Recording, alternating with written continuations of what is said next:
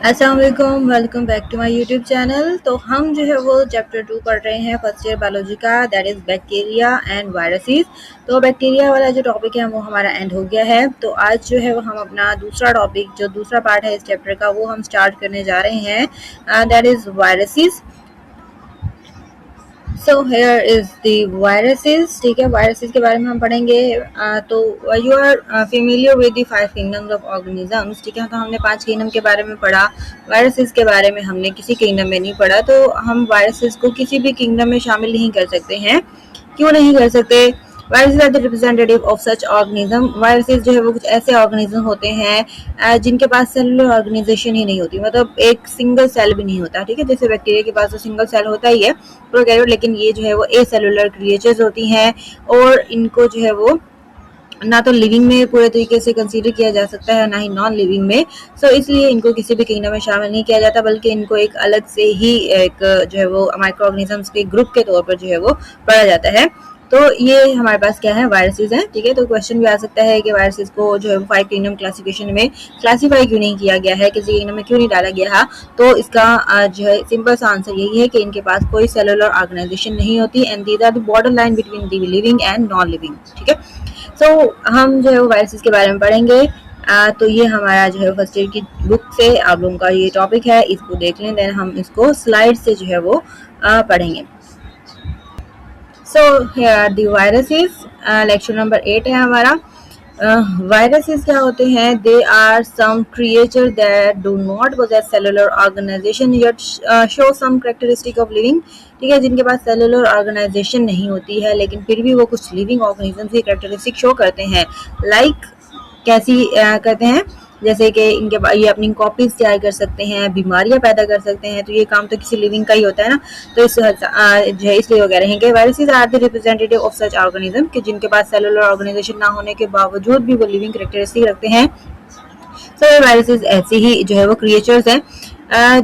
तो वायरसेस क्या करते हैं कि जब वो किसी लिविंग होस्ट में चले जाते हैं तो वो उसकी मशीनरी को जो है वो इन्फ्लुएंस करते हैं, डोमिनेट करते हैं और उससे अपनी चीज़ें जो है बनवाना शुरू कर देते हैं। सो इस हिसाब से जो है क्या करते हैं, वो अपनी कॉपीज जो है वो बनाना शुरू कर देते हैं, सेल को पूरे तरीके से डिस्ट्रॉय कर देते हैं, डिसीज पैदा कर देते हैं। बट जैसे ही वो अपने होस्ट सेल से बाहर निकल आते हैं तो वो फिर से नॉन लिविंग हो जाते हैं। ठीक है, तो ये ऐसे ही जो है वो क्रिएचर्स हैं। हमारे पास ए सेलुलर स्ट्रक्चर्स हैं जो कि पैथोजेनिक होती हैं। तो की पॉइंट जो है वो वायरसेस के बारे में क्या है, हमारे पास इनके पास सेलुलर ऑर्गेनाइजेशन नहीं होती है, इनके पास डीएनए और आरएनए होता है, या तो डीएनए होगा या फिर आरएनए होगा, दोनों ही एक वायरस के पास नहीं हो सकते। वायरसेस की बहुत सारी क्लासिफिकेशंस हैं जो कि डिफरेंट बेसिस पे की जाती हैं, इनके होस्ट के बेस पे या फिर इनके डीएनए और आरएनए की बेस पे। ठीक है, तो इस हिसाब से जो होती है। They are obligate intracellular parasite, तो इनको अपनी पैरासाइटिज्म जो शो करने के लिए, अपनी डिसीज पैदा करने के लिए लाजमी किसी न किसी होस्ट की जरूरत होती है, बगैर होस्ट के ये सर्वाइव नहीं कर सकते, तो इसलिए इनको हम ऑब्लिगेट इंट्रासेलुलर पैरासाइट कहते हैं। They can replicate only inside living cells. ठीक है, रेप्लिकेशन के लिए उनको एक लिविंग होस्ट की जरूरत होती है, बगैर लिविंग होस्ट के वो ग्रो नहीं कर सकते, रेप्लिकेट नहीं कर सकते। सो वायरसेस क्या है, लिविंग है या नॉन लिविंग है, तो हम इस लेक्चर में जो है वो इसको एक्सप्लोर करेंगे। सो वायरसेस को मैंने आप लोगों को पहले बताया। ठीक है, तो वायरसेस क्या होते हैं, लिविंग होते हैं या नॉन लिविंग होते हैं, तो इसको हम एंड में जो है वो डिस्कस करेंगे इंशाल्लाह। So here is the structure of viruses. Viruses के स्ट्रक्चर के बारे में हम डिस्कस करें तो यहाँ पर आप एक जनरल स्ट्रक्चर देख सकते हैं वायरसेस का। इसके पास क्या क्या चीज़ें आती हैं। बेसिकली वायरस जो है 2 चीज़ों का बना होता है। एक होता है इसका जो है वो कोर होता है, जिसको हम सेंट्रल कोर होता है, और एक बाहर एक प्रोटीन कोड होता है। ठीक है, कोर में क्या आता है, इसका जेनेटिक मटेरियल आता है। ठीक है, तो वो डीएनए भी हो सकता है या फिर आरएनए भी हो सकता है, तो इसको हम न्यूक्लिक एसिड कहते हैं, और इसके ऊपर एक प्रोटीन कोट होता है जिसको हम कैप्सिड कहते हैं। ठीक है, तो बेसिकली इन दोनों चीज़ों को अगर हम आपस में जो है वो मिलाकर एक नाम दें तो वो क्या बन जाता है, न्यूक्लिक एसिड बन जाता है, न्यूक्लिक एसिड। ठीक है, तो ये जो कैप्सिड है वो छोटे छोटे सब यूनिट्स का बना हुआ है। ठीक है, नजर आ रहा है आप लोगों को, तो ये जो छोटे छोटे यूनिट्स हैं इसके कैप्सिड के, उनको हम कैप्सोमेर कहेंगे। ठीक है, ये भी प्रोटीन के ही बने होते हैं। ठीक है, कैप्सिड अगर प्रोटीन कोट है तो उसके जो सब यूनिट्स होंगे वो भी क्या होंगे, जो है प्रोटीन के बने हुए होंगे। बहुत सारे कैप्सोमेयर्स जो है वो डिफरेंट वायरसेस में डिफरेंट नंबर ऑफ कैप्सोमेयर्स होता है कैप्सिड के अंदर। और इसके अलावा कुछ वायरसेस, ठीक है, सारे वायरसेस नहीं बल्कि मतलब ये जो पार्ट्स हैं वो सारे बैक्टीरिया सारे वायरसेस के अंदर होता है, लेकिन कुछ वायरसेस ऐसे होते हैं जिनके बाहर एक और जो है वो स्ट्रक्चर बन जाता है हमारे पास, जो कि क्या कहलाता है, इन्वेलप कहलाता है, जो कि क्या होता है कि रिपिड रिच मेम्ब्रेन होती है, जो किससे बनती है, होस्ट सेल से बनती है, ठीक है, मतलब होस्ट के सेल को यूज करके वो अपने ऊपर एक गिलाफ बना लेता है, इन्वेलप बना लेता है, जिसको हम इन्वेलप कहते हैं, ठीक है। तो ये हमारे पास था वायरस के स्ट्रक्चर के बारे में। अब हम जो है वो इसकी डिटेल जो है वो पढ़ लेते हैं word by word. The structure of virus. Viruses are extremely small infectious agents and can only be seen under electron microscope. Viruses जो है वो बहुत ही स्मॉल, बहुत ही ज़्यादा स्मॉल, बैक्टीरिया से भी स्मॉल होते हैं, इन्फेक्शियस एजेंट हैं, बीमारियां पैदा करने वाले हैं, एंड उनको सिर्फ और सिर्फ इलेक्ट्रॉन माइक्रोस्कोप की मदद से देखा जा सकता है। इनकी जो साइज रेंज है वो होती है हमारे पास 20 नैनोमीटर टू 250 नैनोमीटर, ठीक है।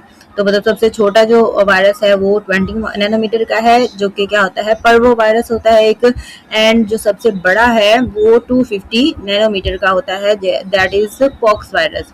They are 10 to 1000 times smaller than most bacteria.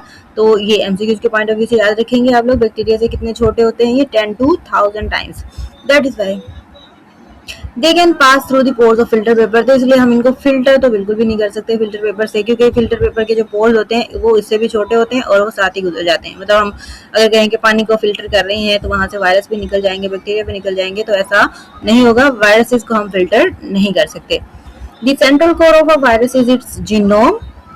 जो उसका सेंटर होता है, मैंने पहले बताया, वो एक जीनोम होता है, आइदर डीएनए और either RNA, either single stranded DNA और double stranded DNA, and RNA तो हमेशा सिंगल स्ट्रैंडेड ही होता है। The core is surrounded by a protein coat called capsid. ये जो कोर है उसकी एक प्रोटीन कोट होता है जिसको हम कैप्सिड कहते हैं। It gives definite shape to virus. तो इसकी वजह से वायरसेस की डिफरेंट शेप होती हैं, हर वायरस की अलग अलग शेप होती है, वायरसेस की शेप की बेस पे भी बहुत सारी टाइप्स होती हैं, तो वो भी हम आगे डिस्कस करेंगे। Capsid is made up of protein सब यूनिट्स कॉल्ड एज कैप्सोमर्स। जो हमारे पास कैप्सिड है वो प्रोटीन सब यूनिट्स का बना हुआ होता है, जिसको हमने कैप्सोमेर का नाम दिया था। The number and kind of capsomeres is characteristic of a particular virus. तो ये जो हमारे पास कैप्सोमेर्स की तादाद है वो भी हर वायरस की कैरेक्टरिस्टिक होती है। The central core and capsid are collectively known as nucleocapsid। तो यहाँ पर शॉर्ट क्वेश्चन बन रहे हैं कि न्यूक्लियोकैप्सिड क्या होता है, अलग से कैप्सिड भी पूछ सकते हैं, कैप्सोमेर भी पूछ सकते हैं। सो इन्वेलप क्या होता है, तो ये शॉर्ट क्वेश्चन के हवाले से भी याद करेंगे, एंड आप लोग लॉन्ग क्वेश्चन के हवाले से भी इसको याद रखेंगे। देन उसके बाद आ रहा है हमारे पास इन्वेलप के बारे में। इन सम एनिमल वायरसेस ओनली, ठीक है, प्लांट वायरसेस में इन्वेलप नहीं होता, सिर्फ एनिमल वायरसेस में होता है। Nucleocapsid is covered by another membrane called envelope. It is a lipid rich membrane and is drive from the host cell. तो ये जो इन्वेलप बनता है लिपिड रिच होता है और होस्ट के सेल से जो है ड्राइव होता है। जैसे होस्ट की सेल मेम्ब्रेन होती है वैसे ही इसके गिर्द जो है वो बन जाती है, ठीक है, लेकिन लिपिड रिच कंटेंट होता है। यहाँ पर आप लोगों को नजर आ रहा होगा ये फॉस्फोलिपिड के जो है वो मॉलिक्यूल्स बनाए हुए हैं उन्होंने। New non enveloped viruses are known as naked viruses, ठीक है। तो जो वायरसेस हो गए जिनके इन्वेलप होता है उनको हम इन्वेलप्ड वायरस कहते हैं, और जिनके पास इन्वेलप नहीं होता उनको या तो नॉन इन्वेलप्ड कहते हैं या फिर हम नेक्ड वायरसेस कहते हैं। Then there is a great diversity in the general appearance of viruses। तो यहाँ पर जो है वो कुछ जनरल अपीयरेंस की बेस पे यानी कि उसकी शेप की बेस पे वायरसेस को बहुत सारी टाइप्स में डिवाइड किया जाता है। The animal and the plant viruses में भी पॉलीहेड्रॉन, ठीक है, एनिमल और प्लांट वायरस क्या हो सकते हैं, पॉलीहेड्रॉन हो सकते हैं, यानी कि उनके बहुत सारी साइज होती हैं। जैसे यहाँ पर आप लोगों को नजर आ रहा होगा, एक मिनट, पॉलीहेड्रॉन मीन के उसकी बहुत सारी साइड्स होती हैं। यहाँ पर जैसे आइसोसाहेड्रल दिया हुआ है, ठीक है, इसकी तो जो है 20 फेसेस हैं, तो इनकी और भी बहुत ज्यादा जो है वो हो सकती हैं, या फिर वो हेलिकल हो सकते हैं। The bacterial viruses like bacteriophage में भी क्यूबिकल और आइसोसाहेड्रल। तो जो हमारे पास बैक्टीरियोफेज होता है वो एक मिक्सचर होता है, कॉम्प्लेक्स स्ट्रक्चर होता है उसके अंदर। सो आइसोसाहेड्रल हेड भी होती है, उसके अंदर टेल भी होती है, जो कि बैक्टीरिया वायरस होता है, बैक्टीरियोफेज। तो बैक्टीरिया का ही वायरस है वो, किसी और चीज का नहीं होता। हेलिकल और कॉम्प्लेक्स पॉलीहेड्रल हेड और रॉड शेप टेल, ठीक है। तो ये सारी जो है वो इसकी शेप है, यहाँ पर हम देख सकते हैं। जो आइसोसाहेड्रल है वो ऐसा होता है, नजर आता है 20 फेसेस वाला। ये हमारे पास क्यूबिक है, बहुत सारे कैप्सोमर्स ने मिलकर क्यूब बनाया हुआ है। ये हमारे पास हेलिकल हो गया, ठीक है। And then it is bacteriophage that is called complex. Then उसके बाद हमने कैप्सोमेर्स की बात की थी कि डिफरेंट जो हमारे पास वायरसेस होते हैं उसमें कैप्सोमेर्स की जो तादाद है वो डिफरेंट होती है। So there are 2 viruses, herpes viruses and adeno viruses, 2 types हैं उसकी। हर्प्स वायरसेस इसमें ये क्या करता है, cold sores and chicken pox cause करता है, एंड एडिनो वायरस जो है वो कॉमन कोल्ड काज करता है। जो हर्प्स वायरस होता है इसमें जो है वो 162 कैप्सोमर्स होते हैं, और जो हमारे पास एडिनो वायरस है इसके अंदर जो है वो 252 कैप्सोमर्स होते हैं, राइट। तो ये आप लोग इसकी एग्जांपल लिख सकते हैं कैप्सोमर्स, जब अगर शॉर्ट क्वेश्चन आ जाता है, या फिर इसको जो है वो आप लोग एमसीक्यूज के लिए याद रखेंगे कि एडिनो वायरस में कितने कैप्सोमर्स होते हैं और हर्प्स वायरस में या हर्पीज वायरस में कितने जो है वो कैप्सोमर्स होते हैं। तो ये था हमारा आज का topic, that is about structure of virus, virus and structure of virus, ठीक है। तो क्वेश्चन पूछा था मैंने कि वायरसेस लिविंग होते हैं या नॉन लिविंग, तो viruses are border line between living and non living. तो इसलिए जो है वो हम क्या कहते हैं, जो वायरसेस हैं उनको हम किसी भी लिविंग किंगडम में शामिल नहीं कर सकते हैं। जब ये होस्ट के अंदर रहता है तो ये लिविंग होता है, होस्ट से बाहर आ जाता है तो ये क्रिस्टलाइज हो जाता है, नॉन लिविंग हो जाता है। तो इसलिए हम इसको अलग से ही ग्रुप के तौर पर पढ़ते हैं, तो इसको हमने किंगडम का भी दर्जा नहीं दिया हुआ, ठीक है, क्योंकि बहुत ज्यादा डाइवर्सिटी पाई जाती है इसके अंदर। तो इसलिए जो है वो वायरसेस जो है वो बॉर्डर लाइन है और इसको किसी भी 5 किंगडम में शामिल नहीं किया गया, ठीक है। होपफुली आप लोगों को लेक्चर की समझ आ गई होगी। ये सारा जो है वो हमारा आज का लेक्चर था, तो हमारा लेक्चर जो है कंप्लीट हो गया। होपफुली आप लोगों को समझ आ गई होगी। अगर समझ आ गई है तो मेरे चैनल को लाजमी सब्सक्राइब कीजिएगा। मिलते हैं नेक्स्ट लेक्चर में, जो कि हमारा होगा बैक्टीरियोफेज के बारे में, ठीक है। तो thank you so much, Allah Hafiz.